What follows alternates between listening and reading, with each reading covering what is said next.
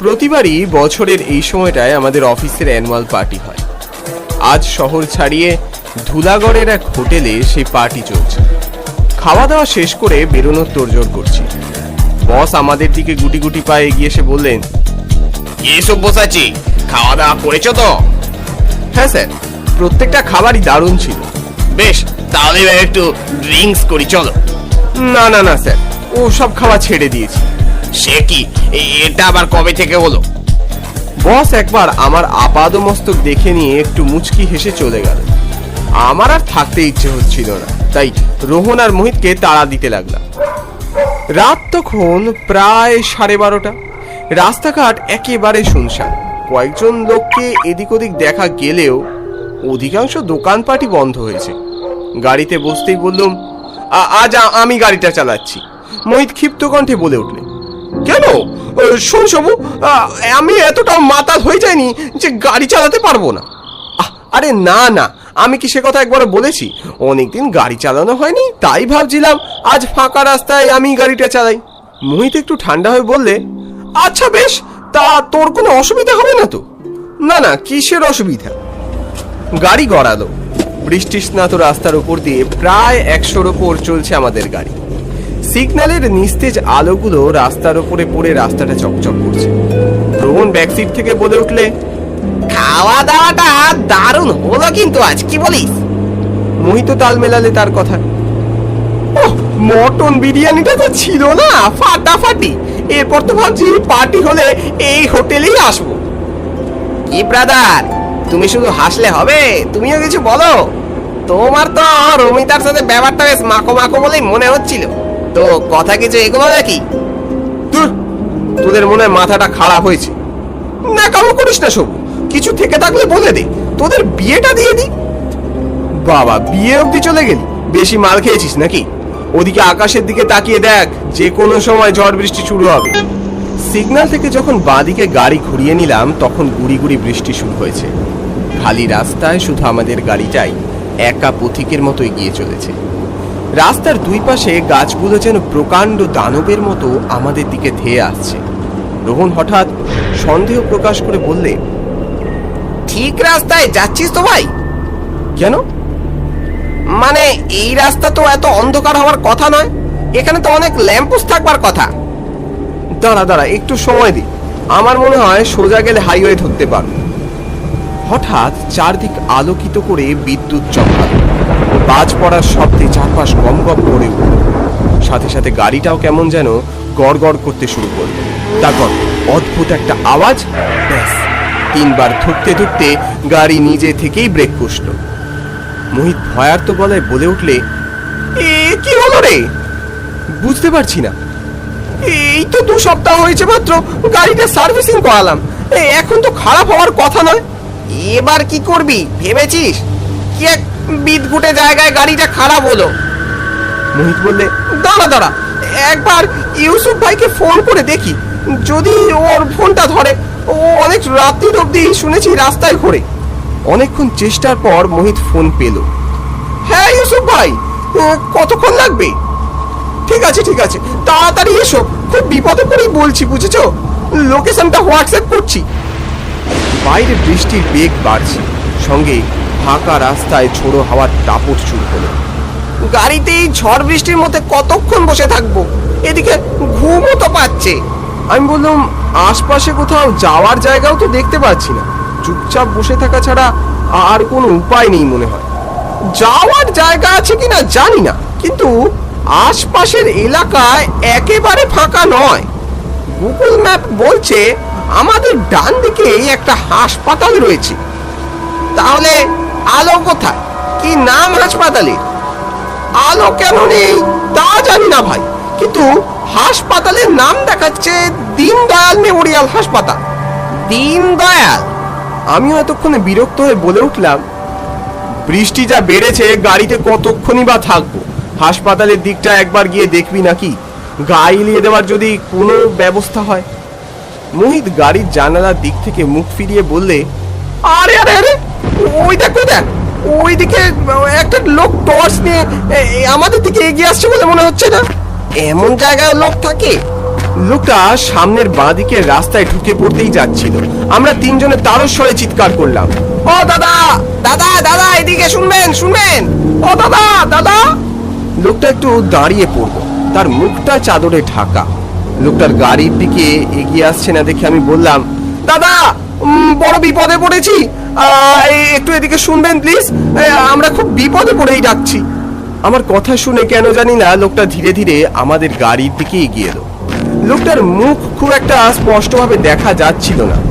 লোকটি কাছে আসতে বলল, ধন্যবাদ দাদা, আসলে গাড়িটা খারাপ হয়ে গেছে, মেকানিক আসছে কিন্তু আসতে ঘন্টাখানেক লাগবে। তাই বলছিলাম এখানে আশপাশে ঘন্টা দুয়েক কাটানোর মতো জায়গা কি পাবো?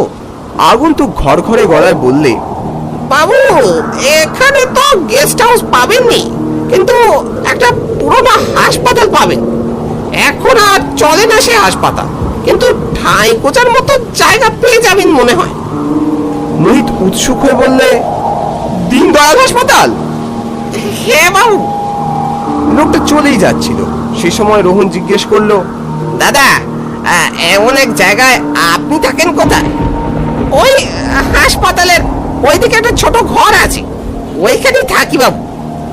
আমি বললাম, আচ্ছা আপনি ওদিকেই যাচ্ছেন, আমরা যদি আপনার সাথে যাই তাহলে জায়গাটা চিনে নিতে সুবিধা হয়। আসুন বাবু আসুন, আমার কোনো অসুবিধা নেই, আপনাদের সাহায্য করতে পারলে তো আমার পরম সৌভাগ্য, তাই না?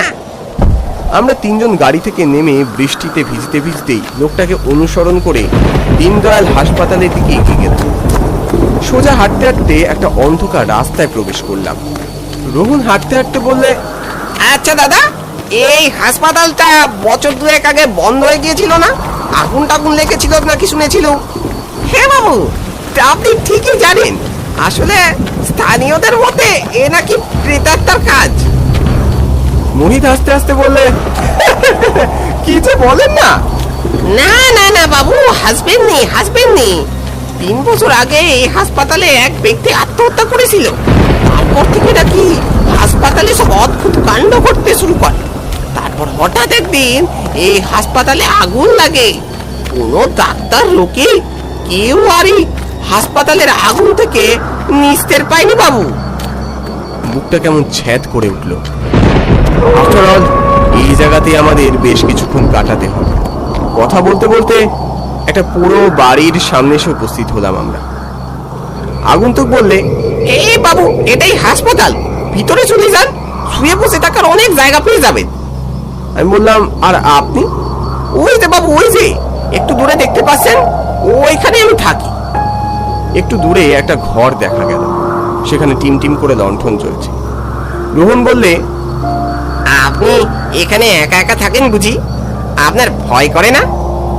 না বাবু, একার কোথায়, আশপাশের গ্রামে অনেক লোকজন থাকে। আসলে অনেক রাত হয়েছে তো, তাই এমন মনে হচ্ছে আপনাদের। আপনারা ভিতরে যান, যদি কোনো দরকার লাগে তাহলে আমাকে হাঁক দেবেন, আমি চলে আসবো। মোহিত বললে, ঠিক আছে দাদা, অনেক অনেক উপকার করলেন। লোকটা চলেই যাচ্ছিল, হঠাৎ দাঁড়িয়ে পড়ে বললে, একটা কথা বলে রাখি বাবু আপনাদের, যদি কারোর আওয়াজ শুনতে টুনতে পান তাহলে আবার পিছন টিছন চলে যাবেন না, শটার হয়ে বেড়ে আসবেন। চলি, সাবধানে থাকবেন কিন্তু। রোহন বেমক্কা হেসে বললে, কি রে সুপসাজি, এ বেটা নিজে আবার ভূত নয় তো? হ্যাঁ যা বলেছিস, এখন ভিতরে চ। পরিত্যক্ত হাসপাতালের ভিতরে ঢুকলাম আমরা। এখানে যে কোনো জীবিত প্রাণীর অস্তিত্ব নেই সেটা হলফ করেই বলা যায়।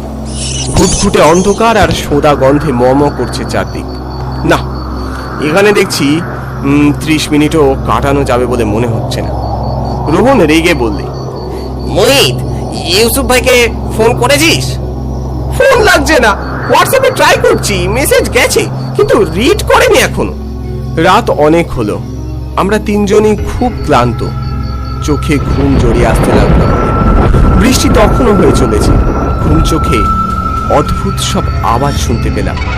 কতক্ষণ কেটে গেছে জানি না। একটা বিশ্রী ডাকে আমার ঘুম ভাঙলো। আমি চেষ্টা করলাম চোখ খোলার, কিন্তু চোখের পাতা প্রচন্ড ভারী হয়ে গেছে মনে হলো। আচ্ছা দৃষ্টিতে দেখলাম আমায় ঘিরে একজন ডাক্তার আর বেশ কয়েকজন নার্স দাঁড়িয়ে আছে। আর মাথার উপরে বেশ কয়েকটা উজ্জ্বল আলো। চকিতে উঠে পড়লাম। আমি কোথায়? ডাক্তার লোকটা বিকট গলায় বললে, আপনার অপারেশন হবে মশাই, অ্যাক্সিডেন্ট হয়েছে আপনার।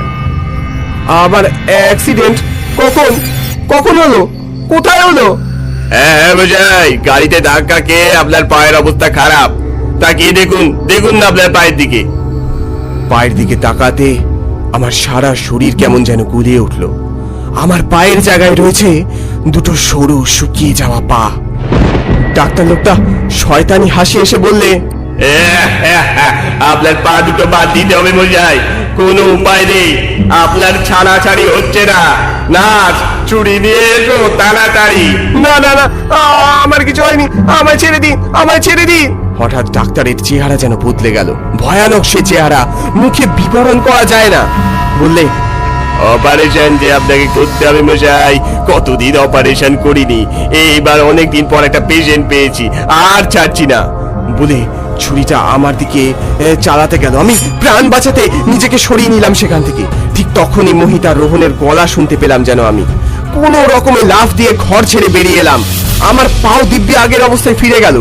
সিঁড়ির তলায় রোহন আর মোহিতের সাথে দেখা হলো। কিরে, কোথায় ছিলিস? জানি না, কি সব অদ্ভুত কাণ্ড ঘটছে। উহ, সেই লোকটা যে বলেছিল এদিক সেদিক না যেতে, তুই গিয়েছিলি কোথায়? আরে বিশ্বাস কর, আমি নিজে থেকে যাইনি। ঠিক আছে ঠিক আছে, এখন ছাড়, এখান থেকে খুব তাড়াতাড়ি বেরিয়ে পড়তে হবে। তাড়াতাড়ি চ, অন্ধকারে তোকে দেখতে না পেয়ে ভয় পেয়ে গিয়েছিলাম একেবারে। কোনো রকমে একটা রাস্তা ধরে ফিরতে ফিরতে একটা বড় হল ঘরে এসে পড়লাম আমরা। মিশমিশে আধারে কতগুলো লোক